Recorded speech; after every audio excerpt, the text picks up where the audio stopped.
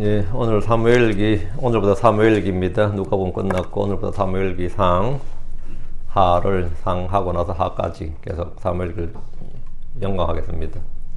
이 본래 사무엘기는 사무엘의 책들을 해가지고 본래 지금 우리가 사무엘 상하로 나누는데 본래는 사무엘기는 사무엘의 책들을 해서 단권이에요. 그리고 이게 11개까지 해서 본래 사무엘기 상을 왕들의 책 1권, 하를 2권, 11개 상을 왕들의 책 3권, 11개 하를 왕들의 책 4권 이렇게 원래 분류가 그렇게 되어 있었습니다. 그러다가 이제 킹잼 성경에서 이 성경책을 이제 분류를 할 때 이렇게 사무엘기 상하, 11개 상하, 역대기 상하 이렇게 분류가 됐습니다. 근데 그리고 이제 구약의 역대기 상하가 마지막이라고 그랬죠. 구약 히브리 성경 역대기 상하가 구약 성경이 마지막이고 우리 킹잼 성경 말라기가 마지막인데 이건 계시의 점진적 발전에 따라서 순서를 배열한 겁니다. 이건 킹잼 성경의 우리가 이제 킹잼 성경 때 어떻게 우수성을 말할 때 이 성경 배열 자체가 정말 이제 하나님의 섭리와 영감으로 주어졌다고 생각만큼 이 계시의 점진적 발전에 따라 돼 있어요. 근데 이 성경 배열이 얼마나 잘 돼 있었든지 그 이후로 모든 성경은 여기에 맞춰서 전 세계 표준 공통이 되어버린 겁니다. 마치 영국의 의도와 경도 또는 시간을 영국에 맞춘다는 것처럼 전 세계 모든 역본, 모든 성경은 여기에 맞춰서 이게 그 표준이 되어버린 거죠. 이건 움직일 수 없는 표준이 되어버렸습니다. 왕들에 관한 첫 번째 책이라고 하는 사무엘의 첫 번째 책 이렇게 되어 있죠. 사무엘기 상이 되는데 오늘 사무엘상 서론을 하는데 예전에 저도 이 구약 결혼할 때도 이걸 했었어요. 그런데 이제 길게 했는데 오늘은 14장까지만 하겠습니다. 그 다음 시간에 15장부터 나머지를 하도록 하고 오늘 14장 하는데 12장 23절 24절 읽겠습니다. 사무엘기 상 12장 23절 24절 이 앞에 부분 요절이죠. 사무엘기 12장 23절 24절 같이 읽겠습니다. 또한 나로 말하건대 너희를 위하여 기도하기를 시임으로 내가 결단코 주께 죄를 짓지 아니하고 선하고 바른 길을 너희에게 가르칠 터인즉 주께서 너희를 위하여 얼마나 큰 일을 행하셨는지 깊이 생각하여 오직 그분을 두려워하며 너희 마음을 다해 진리 안에서 그분을 섬기라. 엄청난 23절은 사무엘이 할 일이고요. 24절은 백성들이 해야 될 일입니다. 주께서 너희를 위하여 얼마나 큰 일들을 행하셨는지 깊이 생각하여 오직 그분을 두려워하며 너희 마음을 다해 진리 안에서 그분을 섬기라. 이건 우리가 해야 될 23절. 또한 나로 말하는 너희를 위하여 기도하기를 시임으로 내가 결단코 주께 죄를 짓지 아니하고 사무엘의 중보사역, 중보자 사무엘을 말하는데 하늘에 계신 우리 주께서 하시는 사역을 예표하는 겁니다. 결단코 너희를 위해 기도하는 걸 쉬지 않겠다. 주님은 지금도 우리에서 결단코 기도하는 일을 쉬지 않는 주님을 잘 보여주는 예언자 사무엘입니다. 잠깐 기도하고 시작합시다.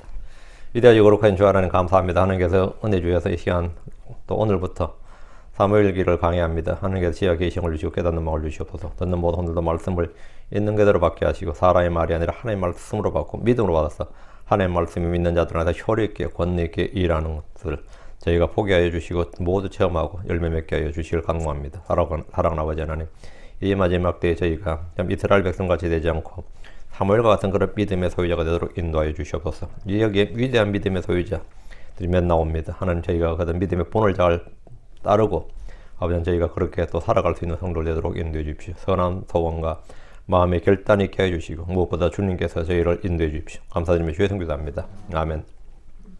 네. 오늘부터 사무엘기 상을 공부하겠습니다. 사무엘기는 본래 한 권으로 되어 있었는데 내용이 길어서 상하로 후대에 나뉘어졌습니다. 사무엘상은 이 앞에가 사사기죠. 룻기 룻기를 나오는데 그 사사시대에서 왕정시대로 가는 과도기적 과정을 기술하고 더불어 이스라엘의 왕정시대를 여는 책입니다. 그 전까지 이스라엘은 왕이 없었어요. 근데 이제 왕정시대를 여는데 성경이 이제 한 권의 정치적, 역사적 정치서고 또 예언적 정치서. 이 정치적 서적이란 말이죠. 그 정치서로 볼 때 정치에서 가장 중요한 건 뭐죠? 왕이 누군가예요. 그리고 그 나라의 시스템이 왕정이냐 공화정이냐 이 시스템이 굉장히 중요한데 가장 중요하지. 왕이 누군가가 가장 중요한 겁니다. 왕이 누구인가? 누가 왕이 될 것인가? 이게 핵심입니다. 우리 주님께서 만군의 주요 영원한 의의 왕이시고 평강의 왕이라는 점에서 사무엘 상하가 차지하는 비중은 매우 큽니다. 결국 주님께서 이를 가르치려는 뭐냐? 누가 다스리시는가요? 너희를 다스린 자는 누구인가? 이거죠. 그 내가 너희를 다스릴 것인가? 너희가 나의 통치를 거부하고 다른 통치, 다른 누군가의 통치를 받을 것인가? 이걸 선택하는 부분이에요. 이제 이스라엘은 하나님의 통치를 거부하고 이제 다른 누군가의 통치를 받겠다. 이게 이제 광쟁의 시작이었죠. 사무엘기의 핵심 인물로는 세 사람이죠. 사무엘, 사울, 다윗입니다. 사무엘기는 왕국이 시작되면서 왕국의 분열로 끝납니다. 왕국이 어떻게 시작되었느냐로 시작해서 왕국이 어떻게 분열되는가로 끝이 나는데, 사무엘기가 주는 핵심 교훈은 잠언 14장 34절 의인은 한 민족을 높이거니와 죄는 어느 백성에게 수치거리가 되느니라. 이게 이스라엘의 역사다 이거예요. 의인은 민족을 높인다. 죄는 백성에게 수치거리가 된다. 왕국의 흥망성쇠가 뭐에 달리냐? 의냐 죄냐에 달려 있다는 겁니다. 사무엘기, 열왕기, 역대기는 이 진리를 반복적으로 보여줍니다. 영적으로 볼 때 하나님은 이스라엘에게 사사를 보내주시는 대신 이제부터는 본격적으로 이제 사사 시대는 끝났으니까, 사사는 끝났으니까 이제 누굴 보내주는 거예요? 지금부터는 예언자들을 보냅니다. 지금까지 사사기는 하나님께서 예언자를 보낸 게 아니라 사사를 보냈죠. 그래서 여기서부터 예언자들을 보내기 시작합니다. 예언자들. 사무엘이 사실 직업적, 전문적 예언가로는 사실 펄스트 처음이에요. 물론 뭐 우리가 예언자, 그전에 예언자 있었지만, 이 전문적으로 평생을 그 사역이 예언자 사역, 평생을 주의 말씀을 받아서 예언을 시작하는 그 시작은 사무엘이 시작된, 그전에는 사사들을 보내셨지. 지금부터는 이제 주님 예언자를 보내시는데, 사무엘을 필두로 엘리야, 엘리사, 이사야, 요엘, 아모스, 요나, 미가 등 유명한 예언자들이 이제 줄을 잇게 됩니다. 사무엘은 마지막 재판관인 동시에, 거의 마지막 사사인 동시에 최초의 예언자라고 해도 무방합니다. 사무엘은 직업적인 공식 전문 예언자였습니다. 하나님께서 풀타임 예언자로 세우셨단 말이에요. 사무엘은 사울과 다윗 두 명의 왕에게 기름을 부은, 사울과 다윗 두 명에게 기름을 부은, 그 정치보다 위에 있는 뭐지? 제사장이에요. 그 종교가 정치보다 약간 위에 있다는 것을 보여주는, 왜 누가 기름을 붓는 거예요? 왕이 제사장을 임명한 게 아니라 제사장이 왕을 임명하는 형식이었다고요. 사울도 다윗도. 그래서 이스라엘은 신본주의 국가다. 이스라엘은 이 제사장 국가라는 것을 이제 주님께서 가르쳐 주신 겁니다. 사무엘상의 전체 기회는 1장부터 7장까지가 사무엘의 탄생과 초기 사역이고, 8장부터 15장 사울왕, 16장부터 31장은 다윗에 대한 이야기입니다. 사무엘의 어머니는 한나였고 아버지는 엘가나였습니다. 부모 이름 둘 다 나옵니다. 한나와 엘가나. 이렇게 엘가나는 두 아내를 얻었는데 한나를 무척 사랑했습니다. 그는 매우 경건한 사람이었고 실로에 계신 주님께 경배하며 희생물 드렸습니다. 한나는 아이를 낳지 못했는데 이는 주님께서 한나의 태를 닫으셨기 때문입니다. 신명기 7장 14절에 따르면 내가 모든 백성들보다 더 많이 복을 받아 너희 가운데 남자와 여자와 너희 가축 가운데 수컷과 암컷이 수치하지 못하는 것이 없을 것이며, 여기 보면 남자와 여자와 너희 가축 가운데, 남자도 불임이었고 여자도 불임이 없다는 거예요. 요즘 이제 예전에 뭐 조선시대야 불임이면 다 여자 책임으로 돌렸지만, 이제 의학이 발전하니까 그 남자 책임도 많이 있다는 걸 알게 된 거죠. 너희 가운데 남자와 여자와 너희 가운데 가축 가운데 수컷과 암컷이, 그 수컷과 암컷이 수태하지 못하는 것이 없을 것이며, 성경이 얼마나 정확해요. 이거 정확하게 의학적으로 정확하게 밝혀놓은 거예요. 원인은 수태 못하는 건 남자한테도 있고 여자한테도 있을 수 있다, 이걸 보여주는 거죠. 근데 남자들은 보통 이제 그러면 처벌 들여가지고 나 문제 없다는 걸 보여주는 경우가 많이 있죠. 저희 때 70년대만 해도 그런 게 있었습니다. 저희 시골에도 보면 척살이 하는 집이 꼭 한 동네 한두 집이 있었어요.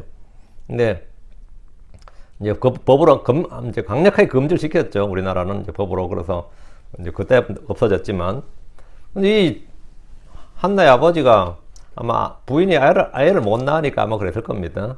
어쨌든 처벌을 했는데, 이 신명기 7장 14절에 따르면 내가 모든 백성들보다 더 많이 복을 받아도 수치하지 못하는 것이 없다 그러니까 짐승까지도, 그럼 수치하지 못하는 사람 뭐가 되는 거예요? 복을 못 받은 게 되는 거예요. 복을 못 받았다는 것도 그 이야기지만 뭐 저주받은 것처럼 되는 거죠. 이 분위기가. 그런데 이스라엘 여자들은 아이를 낳지 못한 것을 주님의 저주를 받은 것으로 생각하거나 심한 수치야 모욕감을 느꼈습니다. 주님께서 태를 닫으신 유명한 여자들이 몇 있죠. 사라가 있고 리브가가 있고 라헬이 있고 삼손의 어머니가 있고 엘리사벳이 있고, 근데 이 사람들 하나같이 다 뭐죠?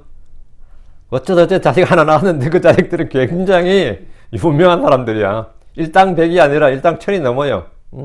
사무엘 같은 애 하나 놓으면 뭐 띨띨이들 뭐 천이나 만보다 낫지 뭐 솔직히. 안 그래요? 이렇게 평생을 수치로 살았던 여자들한테 홈런 말로 홈런을 치게 한 거예요. 그 중에 하나는 이제 사라, 리브가, 라헬, 삼손의 어머니 엘리사벳 이런 사람들인데, 우린 때로 남들은 평범하게 다 아는 것을 왜 나만 못해? 남들은 그냥 그렇게 애를 두고 잘 넣는데 나만 애를 못 낳아. 그거 진짜 황당하죠? 남들은 그렇게 뭐 돈 잘 버는데 나만 못 벌어. 남들은 그렇게 대학 잘 가는데 나만 못 가. 남들은 그렇게 취직 잘하는데 나만 못해. 그런 거 있죠? 남들은 그냥 평범하게 하는 것 같은데 나만 전혀 못하는 것 같은 거. 이야, 이거 사람 잡아요. 이거 정말 사람 잡아. 응? 한나도 그런 거지요. 그 고통을 받고 수치를 당하는 겁니다. 근데 그것이 하나님의 선하신 섭리의 결과고 손길이고 때를 기다리는 믿음이 필요함을 알 수 있습니다. 이들은 모두 위대한 믿음의 사람들 나왔습니다. 한나는 혼이 괴로운 가운데 힘이 통곡하며 기도했습니다. 10절 11절 나오죠. 이렇게 가슴을 치는 기도는 그녀의 인생을 한순간에 역전시키는 발판이 됩니다. 한나의 서원 기도가 얼마나 간절했는지 절박한 기도였습니다. 절박한 기도였는데 입은 움직여도 말이 밖으로 나오지 않았고, 제사장 엘리는 한나가 낮부터 술에 취한 것이 아닌가 의심을 했습니다. 그렇게 생각할 수 있죠. 저 여자가 어제 여기 가서 왜 저러나 싶고, 저 정신없는 여자가 있나 싶고 그랬던 거지. 그러나 이 그녀의 이 기도는 하나님이 기억하셨습니다. 19절. 사무엘은 주님께 요청했다. 사무엘이라는 이름 자체가 주님께 요청했다는 뜻을 가진 이름입니다. 기도하는 어머니 아래에 기도하는 사무엘이 태어난 것은 전혀 예상할 것이 없습니다. 그녀는 아이를 낳자마자 바로 자신의 서원을 이행했습니다. 그녀는 기도하기 전과 기도를 얻고 난 후에 태도가 바뀌지 않았습니다. 많은 사람들이 곧 죽을 것처럼 간절히 기도하다가 절박할 때는 막상 일이 풀리고 나면 까마득히 잊어버린 것과는 너무나 대조적입니다. 2장입니다. 1절에서 11절은 한나의 위대한 찬양시입니다. 이는 마리아가 복중에서 예수 그리스도를 가지고 불렀던 찬양과 굉장히 유사합니다. 2장 10절에서 한나는 예수 그리스도에 대한 놀라운 예언을 합니다. 2장 10절. 주의 대적들은 산산조각 나려다 그분께서 하늘에서부터 천둥으로 그들을 치시로다. 주께서 땅의 끝들을 심판하시고 자신의 왕에게 힘을 주시며 자신의 기름 부음 받은 자의 뿔을 높이시로다. 지금 한나 시대는 왕이 없었어요, 이스라엘에. 이건 예언이더라고. 얘 보면 뭐예요? 주께서 땅의 끝들을 심판하시고 자신의 왕에게 힘을 주시며, 예수 그리스도죠. 자신의 기름 부음 받은 자 그리스도죠. 뿔을 높이시려다. 뿔, 성경에서 뿔 하면 왕관, 왕권이잖아요. 12절부터 16절까지, 그러니까 2장 12절부터 16절까지는 엘리의 두 아들과 어린 사무엘의 대조. 엘리의 두 아들이 나오고 어린 사무엘의 대조가 나옵니다. 사무엘은 주님을 섬겼습니다. 반면 엘리 아들들은 벨리알의 아들들이 주님을 알지 못하더라. 12절에 나오죠. 엘리 아들들은 벨리알의 아들들이더라 했죠. 벨리알의 아들들이더라 하면 요즘 우리말로 하면 논팽이더라 이 말이야. 개새끼더라 뭐 이 정도? 그저보다 좀 더 한 그런 욕이에요. 우리는 이제 개자식들 그렇게 말하고, 그쪽에서는 개가 무슨 죄냐? 그 벨리알의 아들들이더라. 벨리알하고 개보다 뭐 벨리알 훨씬 더 전 거죠. 우리 크리스천들은 주로 이제 마귀새끼다 이런 표현 쓰죠. 그런 표현이 이제 벨리알의 아들들이더라. 근데 그게 욕이에요, 그냥. 진짜 그 사람 이제 벨리알의 아들입니까? 그러면 그 말 아니고, 네가 개자식이다 그러면 진짜 개자식이냐? 그건 아니잖아요. 그냥 욕이지. 근데 벨리알의 아들들은 굉장히 성경에는 좀 자주 나오는 편이고 좀 심한 욕입니다. 벨리알의 아들들아, 한마디로 뭐 논팽이더라, 개자식이더라 뭐 이 정도 표현입니다. 12절에 그들은 왜 그러냐? 그들은 주님의 헌물을 멸시했고, 17절에 주님의 헌물을 멸시했고, 24절은 백성들을 잘못하게 했고, 있죠? 또 나중에 뭐 음행을 했고, 그래서 결국 철저한 심판을 받는데, 제사장직의 더럽힘, 제사장직을 더럽힘으로 이 제사장직을 엉망으로 만드는 거죠. 제사장직의 더럽힘은 배교의 결정이고 멸망과 심판을 앞당기는 하이라이트입니다. 엘리는 자식들을 통제할 힘이 없었고, 다 큰 애들도 통제해요. 자기 늙었고, 자식을 통제할 힘이 없었고, 그는 강하게 다스리지 못했습니다. 문제가 뭐냐? 29절에 나옵니다. 엘리가 왜 이래 됐느냐 할 때 29절에 나와요. 너희가 어째 내가 내 처소에서 명령한 내 희생물과 내 헌물을 발로 차면 내 아들들을 나보다 더 존중히 여겨. 내 백성 이스라엘이들은 모두 헌물 중에서 가장 좋은 것으로 너희 자신을 살찌게 하느냐. 여기 보면 앞에 희생물과 헌물을 발로 찬다, 멸시한다, 무시한다, 그건 그렇다 치고, 여기 뒤에 요 다음요. 내 아들들을 나보다 더 존중히 여겨, 이거요. 내 아들들을 나보다 더 존중히 여겨. 육신의 애정이죠. 육신의 애정이라고. 그 교회 그래도 우리 식구가 다니는데 그 교회 아니면 뭐 너 거기 내가 아는 사람 누가 있는데 이게 육신의 애정이거든요. 응? 그러니까 뭐가 좀 잘못돼도 거기 나하고도 뭐 좀 이익관계가 있고 유지관계 있고 뭐 펠로십이 그러면 어때요? 감싸게 된다고 실제로. 우리는 그중에 가장 감싸게 되기 쉬운 게 뭐죠? 자식이죠. 응? 그러니까 내 아들들을 나보다 더 존중히 여겨. 그러니까 내 아들들 나보다 육신의 애정, 우리가 육신의 정과 육신의 십자에 못 박아야 되고 혈과 육에 의논하지 않냐고 뭐 이게 성경적인 거지. 근데 지금 육신의 애정이 훨씬 앞서요. 그 성경 선택이나 교회 선택이나 뭐 영적으로 무슨 어떤 길을 갈 때 항상 육신의 애정이 매여가지고 육신의 정과 육신이 매여가지고 그릇되게 하는 일이 많습니다. 내 아들들을 나보다 더 존중히 여겨 이러잖아요. 자식을 하나님보다 귀중히 여겼던 엘리는 멸문제를 당한 반면에 자식을 하나님께 기꺼이 드렸던 한나는 뭐죠? 한나의 가족 명문가족이 되었습니다. 그 자식을 더 존중했다는 그 자식도 망하고 자기도 망하는 거예요. 자식을 주님께 드렸던 희생했던 사람 뭐죠? 노프라브럼이지. 그 26절 말씀은 예수 그리스도의 소년 시절과 굉장히 비슷합니다. 26절 말씀은 예수 그리스도의 소년 시절, 사무엘의 어린 시절과 예수님의 소년 시절. 우리는 무엇도 주님보다 더 귀히 여겨서 더 존중히 여기고 더 아끼고 더 사랑하는 것이 있어서는 안 됩니다. 그건 우상입니다. 그것이 무엇이든지 간에 주님은 그것을 우상숭배라고 말씀하십니다. 3장입니다. 3장. 예. 사무엘의 소년 시절 엘리의 말년에는 주의 말씀이 희귀했다. 1절에 나오죠. 주의 말씀이 희귀하여 그때는 주의 말씀이 희귀하여 열리는 환상이 전혀 없었더라 이랬죠. 주의 말씀이 희귀했다. 주의 말씀이 희귀했다. 이런 말세에도 마찬가지입니다. 지금도 마찬가지예요. 아모스 예언자가 한 말 있죠. 아모스 8장 11, 12절에 주 하나님 말하노라 보라 날들이 이르니 내가 그 땅에 기근을 보내리라. 그것은 빵으로 인한 기근도 아니며 물로 인한 갈증도 아니며 오직 주의 말씀들을 듣는 것에 대한 기갈이니라.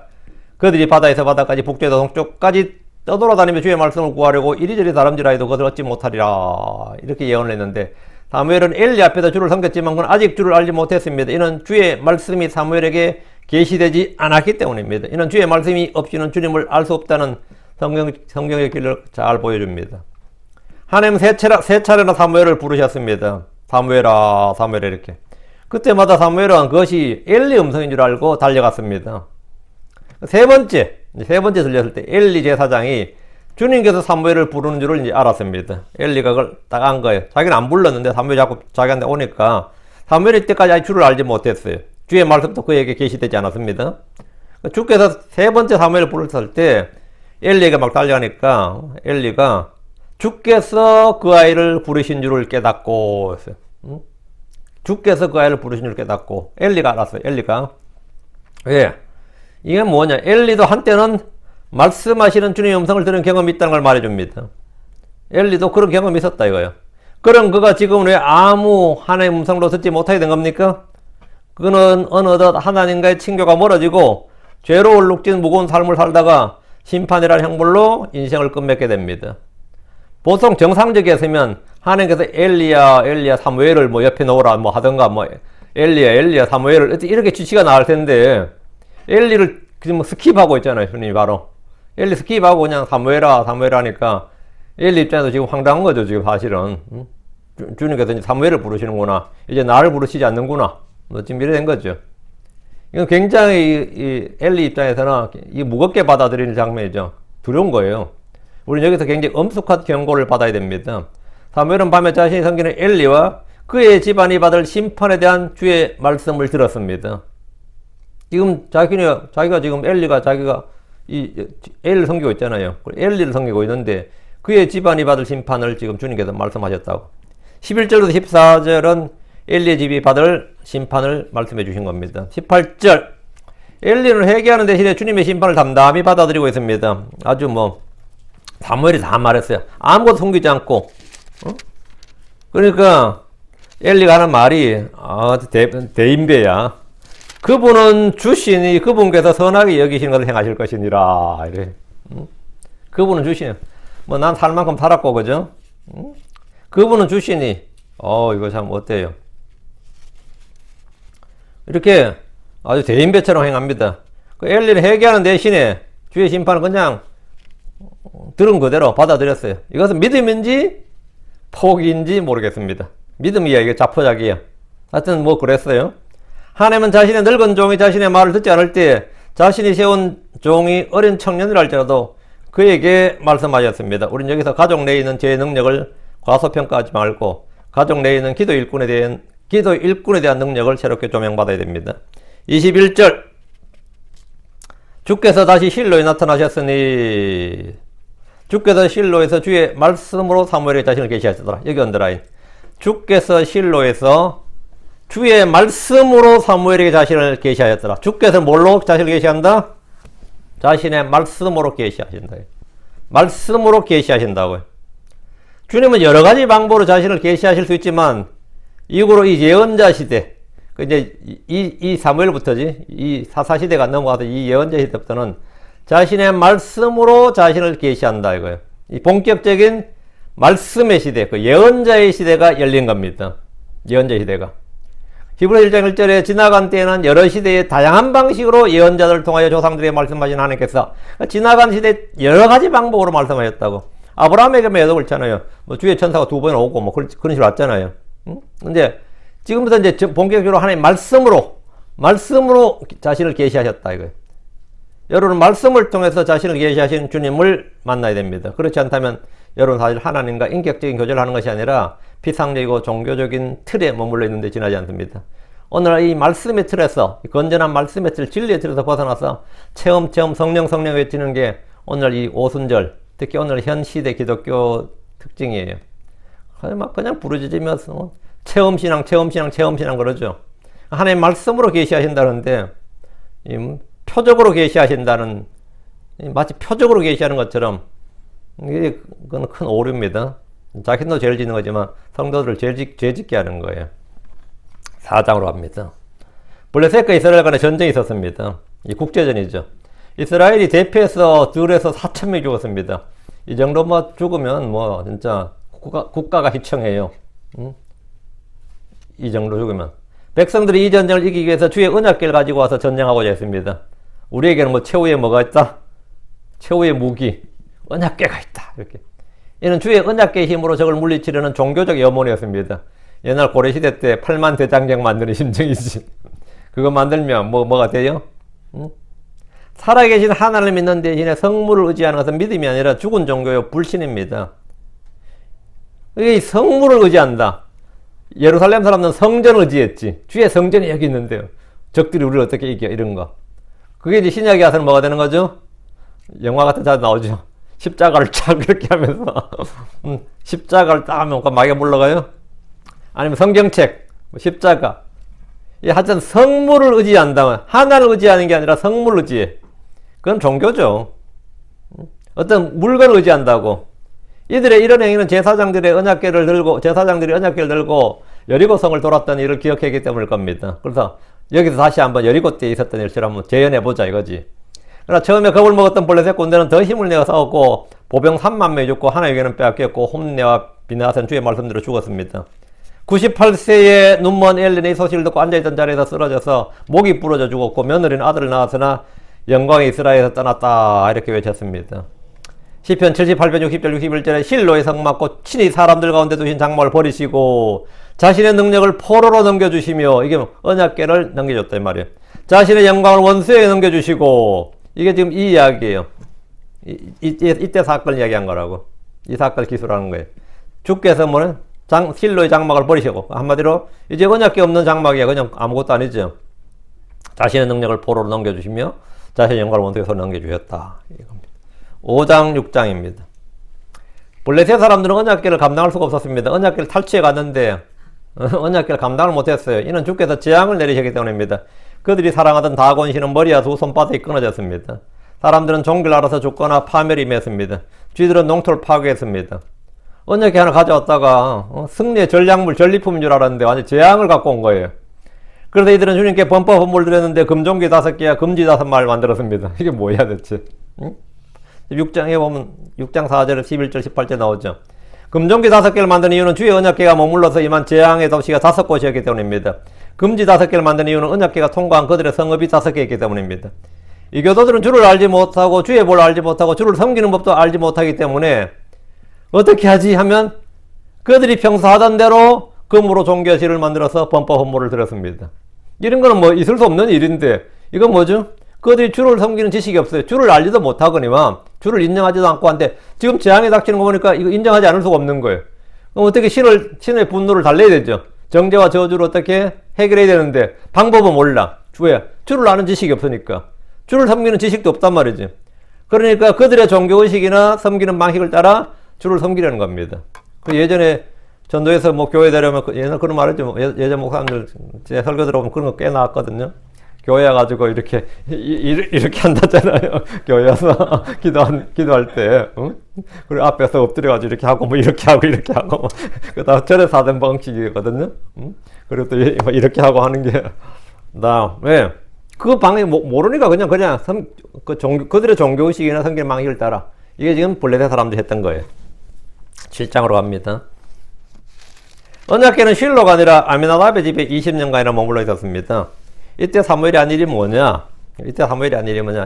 그는 이스라엘의 온 집의 회개 운동과 기도 운동을 일으키고 있었습니다. 그게 이제 7장 3절입니다. 그는 백성들에게 말씀을 가르치고 주님께 돌아오도록 했으며 백성들은 바알 가스다롯을 제거하고 주님만 섬겼습니다. 이게 이 4절이죠. 이게 영적 각성이 이스라엘에 일어난 영적 각성이라고 합니다.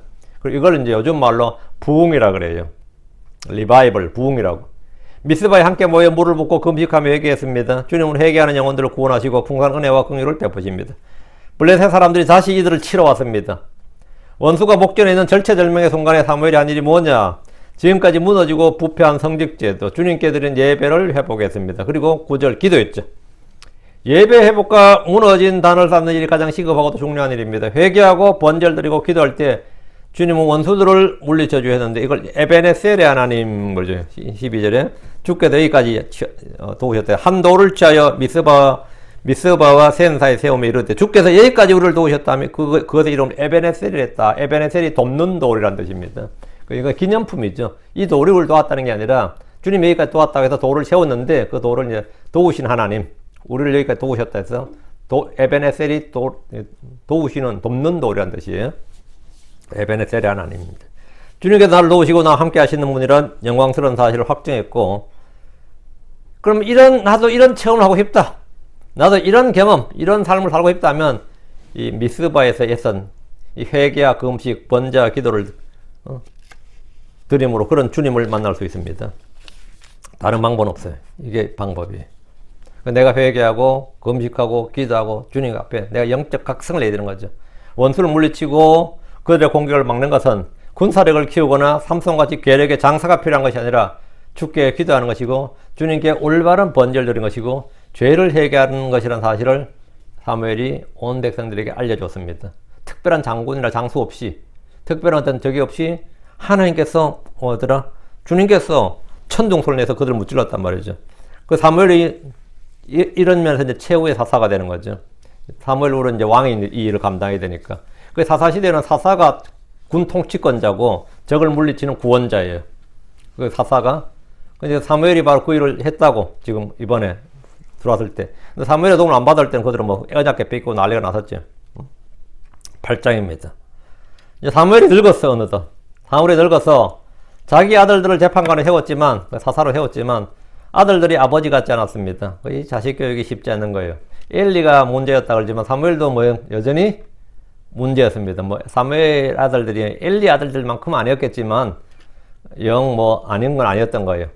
그런데 백성들이 왕을 구하기 시작했습니다.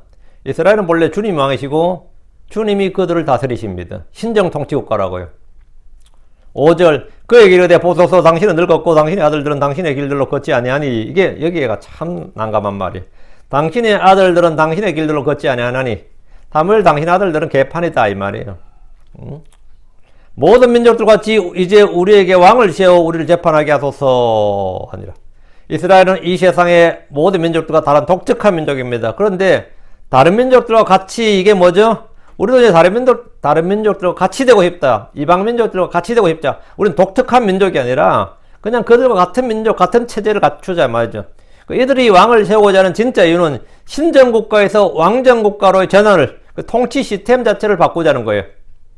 이건 굉장한 국가 정체성을 바꾸는 겁니다. 통치 시스템을 바꾸자는 건가. 국가가 전환시키는 거예요.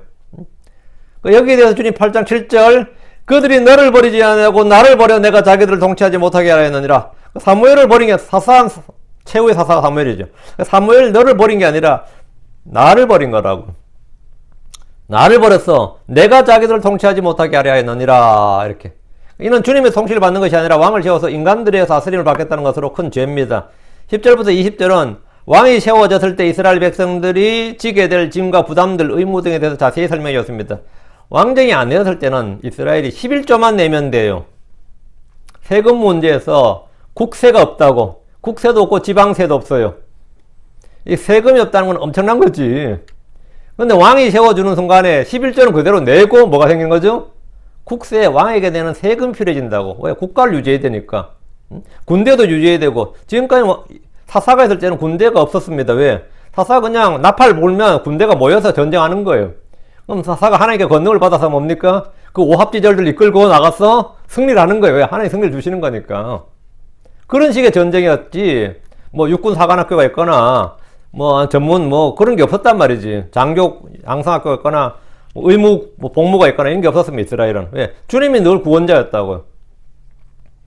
그래서 지금부터는 이제 왕을 세우면 뭐가 되는 거죠? 국방력이라는 게 필요하다고요. 그리고 행정 조직이 이제 딱 필요해지기 때문에 국가를 운영하려면 뭐가 필요해요? 국가는 국민의 세금으로 운영되는 겁니다. 그럼 세금을 내야 되고 또 왕은 뭡니까? 성도 쌓아야 되고 뭐 돼야 되니까 뭐 해야 되죠? 노역을 지키죠. 그 군역이라잖아. 군대와 노역이에요, 그게. 그럼 백성들 지금부터 자기 일도 해야 되지만 이제 국가의 부를 받아서 정기적으로 1년에 얼마씩은 일을 해야 된다고요. 뭐 성을 쌓든지 뭘 하든지 노역을 해야 된다고요. 또 군대로 모집돼야 되고 왕의 소유로 토지를 빼앗길 것이고 왕이 왕국을 유지하려면 뭐가 있어야 되냐? 자기 재산이 있어야 되니까 왕의 소유로 토지를 빼앗길 것이고 백성들의 자식들을 왕실에 종으로 부려먹을 겁니다. 내시도 필요하고 나인도 필요하잖아요. 왕실에. 그러니까 이제 뭐 그 누굴 해요? 다 거기 사람들 뽑아서 젊은 애들 뽑아가지고 하는 거지. 이는 지금까지 이스라엘 역사에 없었던 일입니다. 근데 이제 다른 나라들 왕실 어떻게 운영되냐 보면 다 그렇게 해요. 그렇게 하니까 그렇게 운영되는 거지. 마지막으로 가장 중요한 점 주님께서 하지 말. 너희들이 이제 왕을 세워서 왕이 너희를 다스리고 왕이 너희를 구원한다면 나는 이제 빠진다 이거야. 주님께서 나는 이제 빠진다. 그런 말은 뭐냐? 너희가 전쟁에 터져서 부르짖어도 전에 내가 사사들을 보내서 너희를 구원했지만 이제부터 너희가 자체적으로 해결해라. 아마 기도응답이 없다는 겁니다. 그게 18절이에요. 이거는 엄청난 말이지. 기도응답이 없다고. 그러면 백성들이 듣기 어떨 것 같아요? 그럼 그건 곤란한데, 우린 그러면 안 되는데, 그래가지고 우리는 그럼 못하겠다, 이래야 되는데, 백성들이 뭐라고 합니까? 지금 19절에. 그럼에도 불구하고 백성이 사무엘의 목소리에 순종하기를 거부하여 이르되, 아니로소이다. 우리를 다스릴 왕이 있어야 하리니. 그 말은 뭐예요? 다 필요 없고, 이 말이에요. 당신 지금까지 한 말 다 필요 없고, 우리는 무조건 왕이 필요하다. 지금 그런 거 따질 때 아니다. 뭐 세금 문제, 국방 문제, 노역 문제, 뭐 하나의 응답 안 하신다. 지금 그런 게 중요한 게 아니고, 그럼에도 불구하고 우리에는 뭐라고요? 왕이 있어야 된다. 우리를 다스릴 왕이 있어야 된다. 하나의 백성들의 이런 불신과 불순종, 완악한 요구에 주님께서 응답을 하셨다, 안 하셨다? 응답을 하셨어요. 그게 이제 21절, 22절이죠. 주님께서 그들의 음성에 귀를 기울이고 그들에게 왕을 세우라. 이렇게. 이걸 성경에서 뭐라 그래요? 하나님께서 선하신 뜻, 받아들이시는 뜻, good will, acceptable will, perfect will, 완전한 뜻이 아니고, 이렇게 하나님께서는 싫어, 아니라 no 했는데도 이 사람이 막 요구를 해서, 근데 하나님께서 그럼 해라, 이렇게 하는 걸 permission will, 그래. 하나님께서 허락하시는 뜻이라 그럽니다. 왜, 하나님께서 허락하시는 뜻은 왜 주는 거예요? 예. 이런 것은 이제 응답이 되어도 손해입니다. 그렇게 하고 싶으면 해봐라. 저는 내가 어떤 뉴스에서 봤는데, 딸내미가 20몇 살 먹은 딸내미가 남편과 결혼하겠다 남편감을 데려왔는데, 아버지보다 나이가 더 많아. 아버지 완전 뒤집어지는 거죠. 아버지보다 더 나이 더 많은 사람을 또 데려왔으니까. 근데 나중에 그랬다잖아. 하도 요구하니까. 그럼 뭐 인생 네가 산대 네가 알아서 해라. 그게 뭐죠? 허락하신 뜻이에요. permission will이라고. 성경에도 가끔 그런 게 있다고. 그런데 이스라엘이 왕을 주신 것이 바로 그거였습니다. 그게 지금 22절이에요. 이런 응답은 나중에 일 잘못된 걸 그냥 하나님께서 무조건 막으셨어야죠. 그때 내가 아무리 그래도 그때 막으셨어야죠. 뭐 이러죠. 근데 그게 뜻대로 되나? 자식도 뜻대로 안 되고 뭐가 뜻대로 안 되는데. 일 틀어지고 나서 막 뭐라 그러지. 그때 목사님께서 어떻게 하셨어야죠. 그러면 그런 말 하지 말라고. 그건 그렇게 할 수 있는 게 아니라고. 9장입니다. 베냐민 지파의 사울이 사무엘을 만나는 장면이에요. 왕을 세우라 하니까 사무엘이 이 일까지 해야 되잖아요. 싫지만 사무엘은 아니 원치 않는 일이에요. 이건 하나님 뜻이 원하는 일이고 진짜 이거는 가장 하기 싫은 일 중에 하나가 지금 맡겨진 게 뭐냐? 왕을 세우는 거죠. 그래서 사울을 만났는데 이 사울이 미스터 이스라엘이야. 인물이 제일 좋고 키가 제일 커. 키가 제일 커. 인물도 제일 좋고 가장 미남인데다가 키가 어떤 사람보다도 어깨 이만큼 큰 사람. 어깨 이만큼 컸다 이 말은 뭐죠? 남들도 머리 하나만큼 컸다 이 말입니다. 이제 30cm 더 컸다는 건데 엄청 큰 거죠. 아주 그런 사람인데 한마디로 사람들이 찾던 왕의 제목이에요. 누가 봐도 풍채만 봐도 야 이거 왕제다. 왕의 제목이다. 이런 사람이었다 이거죠. 사무엘은 온 이스라엘의 모든 소망이 사울과 그의 집에 있다고 말함으로써 그가 바로 초대왕이 될 것임을 말해줬습니다. 그는 겸손한 사람이었습니다. 나귀를 찾아 나섰던 사울은 하나님의 사랑을 만남으로 새로운 인생을 찾았습니다. 10장 사무엘이 사울에게 기름을 부어 왕으로 삼았습니다. 10장 1절이죠. 사무엘은 사울을 확신시켜주기 위해서 앞으로 있을 세 가지를 말해줬는데 2절, 3절, 5절에 나옵니다. 그리고 사울에게 성령이 임하는 특별한 체험이 있었습니다. 왕에게 이제 기름 부음이 있었던 겁니다. 구약시대는 신약성도들처럼 성령이 모든 사람들, 주의 백성 모두에게 임하는 것이 아니고 특별한 사람들에게 한시적으로 주의 일을 하도록 주신 겁니다. 그게 사역을 위한 것이었다고. 반면 신약 성도를 믿는 순간부터 영원히 여유 없이 임하시고 내주하십니다. 신약의 성도들이 성령이 임할 필요가 있는 것이 아니라 신약 성도들이 성령이 임할 필요가 있는 것이 아니라 성령의 충만이 필요합니다. 우리에게는 사울은 백성들 앞에서 왕으로 뽑혔어요. 왕이 될 때 사울의 겸손함이 곳곳에 보입니다. 사울은 거의 모든 걸 가진 사람이었습니다. 뛰어난 외모를 가졌고 부유한 집안을 가졌고 10장 10절에 따르면 영적 능력, 주의 기름 부음 받으니까 영적 능력을 받았고 겸손한 마음이 있었고 하나님의 사람 사무엘의 기도와 인도하심, 그리고 백성들의 열하와 같은 지지, 인기, 정치는 이걸로 살죠. 백성들이 그 열하와 같은 지지, 그 10장 26절에 따르면 좋은 친구들이 있었고 무엇 하나 부족함이 없는, 한마디로 말하면 최상의 인생이었어요. 현대의 대부분의 기독교인들이 바로 이런 사울처럼 되기를 간절히 새벽 기도를 하지. 철야 기도도 하고 제발 나를 사울처럼 만들어 주십시오. 제발 사울처럼 만들어 주십시오. 이건 그러나 우리는 구약의 사울이 되기보다는 신약의 사울이 되어야 됩니다. 신약의 사울이 누구죠? 사도 바울입니다. 사도 바울의 본래 이름이 사울입니다. 사울. 그게 발음만 바뀌어서 그리스식으로 바뀌어서 바울이 된 거죠. 예. 여기서 구약의 사울과 신약의 사울을 한번 비교해 봅시다. 둘 다 베냐민 지파였습니다. 예, 둘 다 베냐민 지파였고, 처음 사울은 키가 엄청 컸고 백성들의 인기가 있었습니다. 신약의 사울은 처음부터 인기가 없었습니다. 처음부터 인기가 없었어요. 여러분 알지만 바울은 아주 못생겼습니다. 흑인입니다. 바울은 흑인이었어요. 누가 봐도 사람이 히브리 사람이네가 아니라 이집트 사람이지. 나 히브리 사람인데 갑자기 이집트 사람이네. 왜? 흑인이었어요. 사도 바울이 흑인이었다 그러면 깜놀한 사람 많은데. 바울은 흑인이었어요. 바울은 완전 흑인이 아니었는지 몰라도 최소한 누가 봐도 그냥 딱 봤을 때 뭐죠? 이집트 사람이네. 바울은 총대장에 봐서 이집트 사람이라잖아요. 왜냐면 이집트 사람, 얼굴이 검은 흑인이었다고. 사울과는 뭡니까? 외모도 확 차이가 난 거죠. 그러다 보통 이제 전승에 따르면 메브리코에 굉장히 못생겼다고 나와요. 그래가지고, 그러다가 또 말까지 잘 못하네. 그래가지고, 이 고린도 교회는 바울이 파운더잖아. 근데 헌금을 안 주네. 아볼로한테는 줘도 바울한테는 안 준다고. 저 가짜다 그러면서. 바울, 아무튼 인기가 없었다. 열화 같은 지지를 받은 게 아니라 배척을 받았다고요. 사울은 하나님의 친구로 겸손하기 시작했습니다. 사울 왕이. 그러나 주의 원수로 인생을 마감했어요. 참 마지막이 주의 원수로. 반면 신약의 사울은 주의 원수로 시작했습니다. 교회 때려잡고 막 살인자였잖아요. 교회를 때려잡고 주의 원수로 인생을 시작했는데, 그리고 하이마인드, 바리새인으로 마음이 교만한 자였죠. 굉장히 사울 왕과 반대였다고. 그렇지만 주님의 가장 신실한 종으로 겸손하게 생을 마감합니다. 사울 왕은 자살했고 바울은 물론 똑같이 칼에 목베임을 당해 칼에 죽은 건 똑같아요. 그런데 한쪽은 자살했고 한쪽은 감옥에서 목이 잘려준 참수형으로 죽었죠. 인생을 한 사람은 달려갈 길을 마치고 의회관을 받은 사람이고 한 사람은 어떻게 됐는지 모르지만 어쨌든 인생이 참 비참했죠. 사울의 삶은 불순종과 인본주의로 특징되어지는 반면에 신약의 사울하면 사도 바울입니다. 신약의 사울은 순종과 신본주의입니다. 순종과 신본주의로 확연히 구분됩니다. 모든 사람들에게 사울은 버림을 받았어요.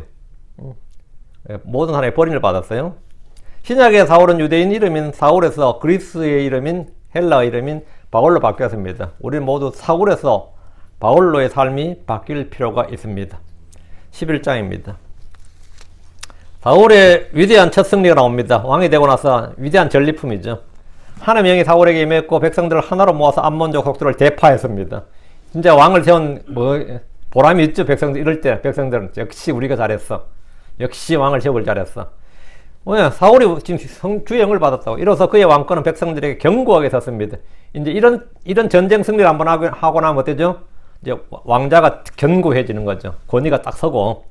이때 사무엘은 승리에 도취되어 들때는 백성들이 올바른 영적 방향을 제시해 줬습니다. 14절 15절. 그때 사무엘이 백성에게 이르되 오라 우리가 길갈로 가서 거기서 왕국을 새롭게 하자. 아니 온 백성이 길갈로가 아니라 거기서 그들이 길갈에서 주 앞에서 사울을 왕으로 삼고 거기서 주 앞에 화평 업물에 희생물을 희생시켜 드리며 거기서 사울과 이스라엘의 모든 사람이 크게 기뻐하니라. 이들의 승리는 사울이나 사무엘이 이룬 것이 아니라 하나님께서 주신 것이라는 사실을 백성들에게 알려주고 영원히 기억하라는 겁니다. 이 승리는 하나님 주신 것이다 이거예요. 영적 방향을 정확히 잡아준 일, 이것이 바로 예언자 사무엘이 할 일이었습니다. 방향이 틀리면 아무리 열심히 해도 소용이 없기 때문입니다. 우리는 때로 우리의 잘못된 선택에도 불구하고 하나님의 긍휼과 은혜가 임할 때가 있습니다. 이는 하나님께서 다른 이유와 목적을 가지고 계시기 때문입니다. 그런데 이때 자신들의 선택이 옳았구나 생각하고 잘못 판단해 버릴 때가 많습니다. 역시 우리가 그때 한 게 제대로 된 일이었어. 뭐 이런 거죠. 12장 사무엘의 공식적인 고별 설교입니다. 사무엘은 평생을 정직하고 깨끗하게 살았습니다. 이 2절부터 5절 말씀인데,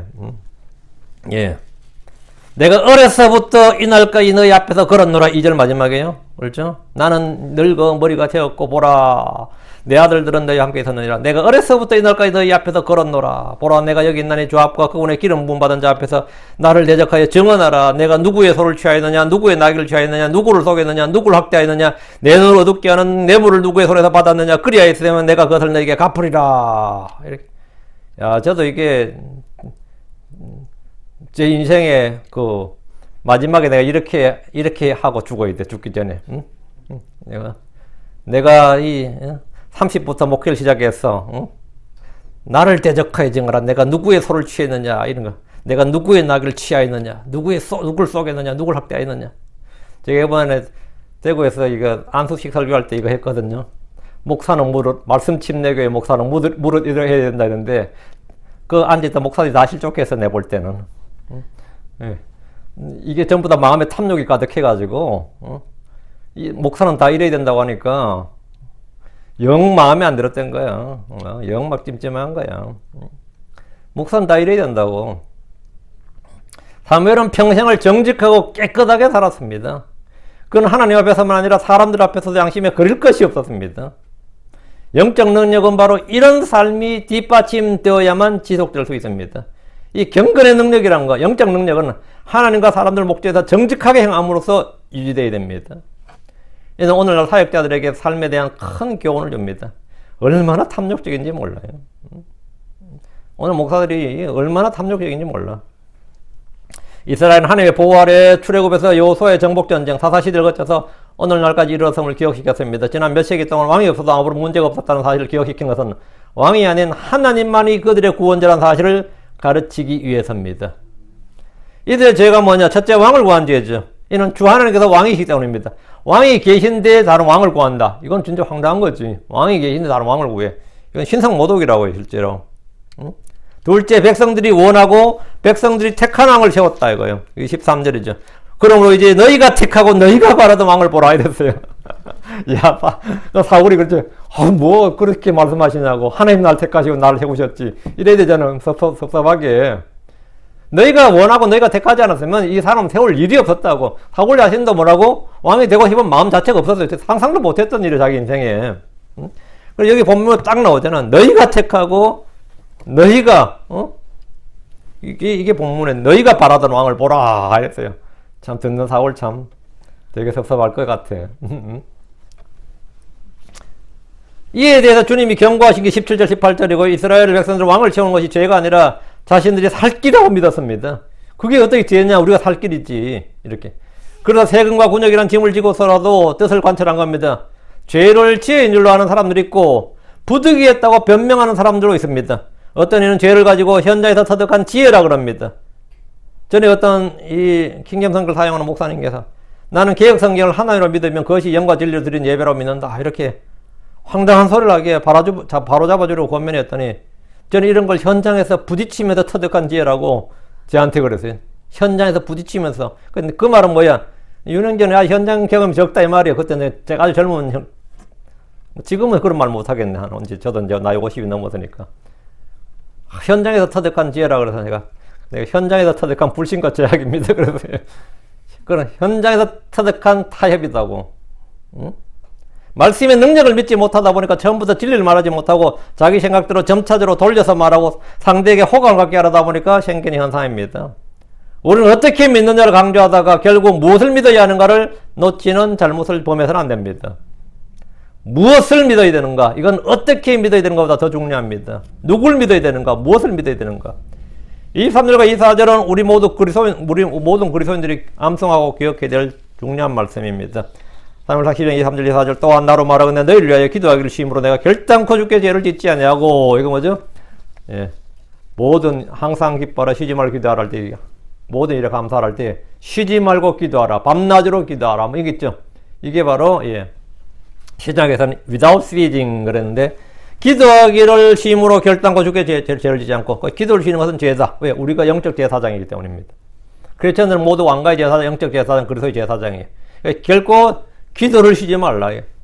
선하고 바른 길을 너에게 가르칠 터인즉 진리의 길을 가르친다고요. 사람들 좋아할 말을 가르치는 게 아니고 선하고 바른 길을 가르쳐야 돼. 진리를 가르쳐야 된다고. 진리를. 사랑 안에서 진리를 말해야 돼요. 사랑 안에서 진리를 말해. 그래서 사랑 안에서 진리를 말하라 했더니 그냥 사랑 안에서 사랑을 말해. 계속 그냥 사랑을 말해버려.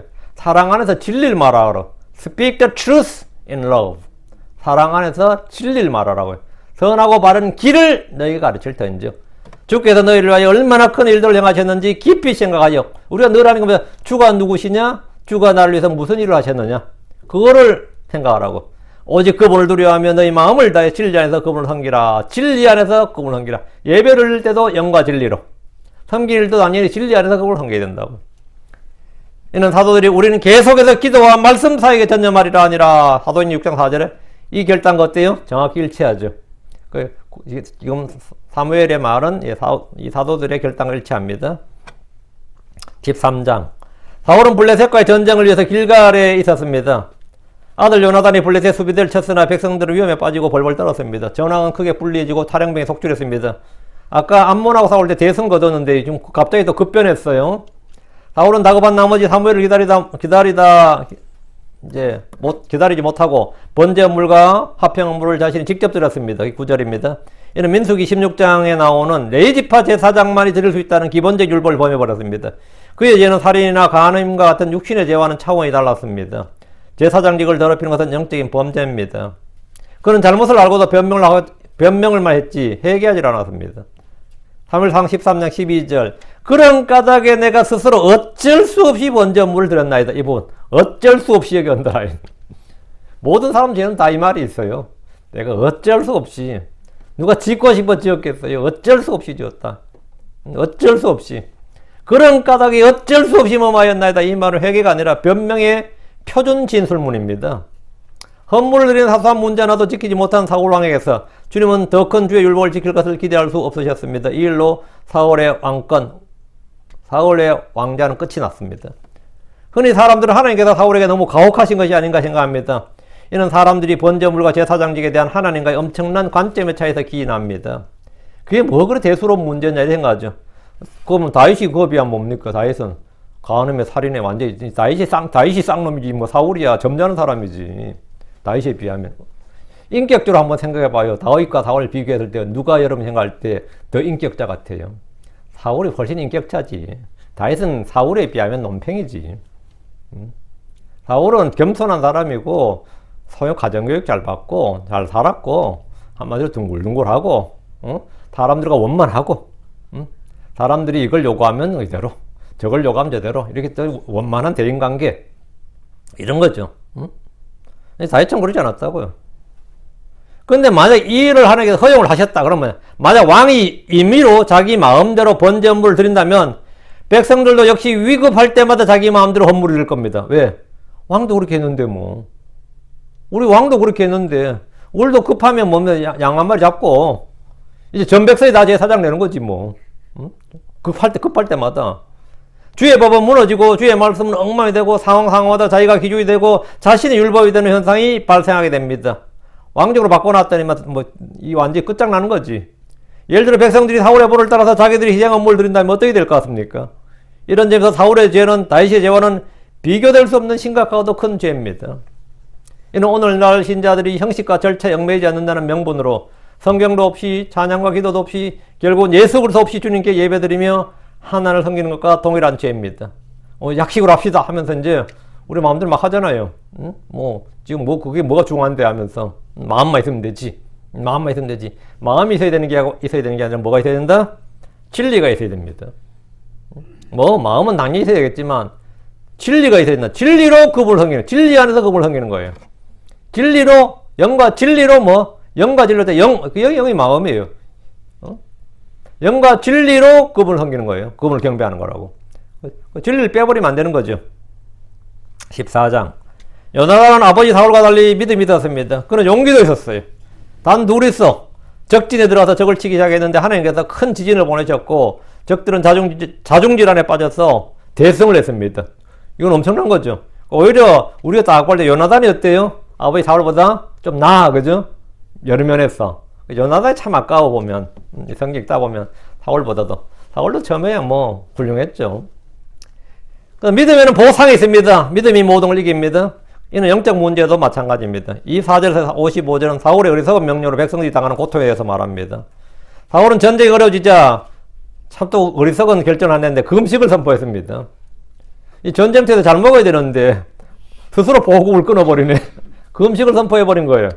덕분에 백성들은 힘이 없어 쇠약해졌습니다. 어떻게 전쟁하라는 거예요?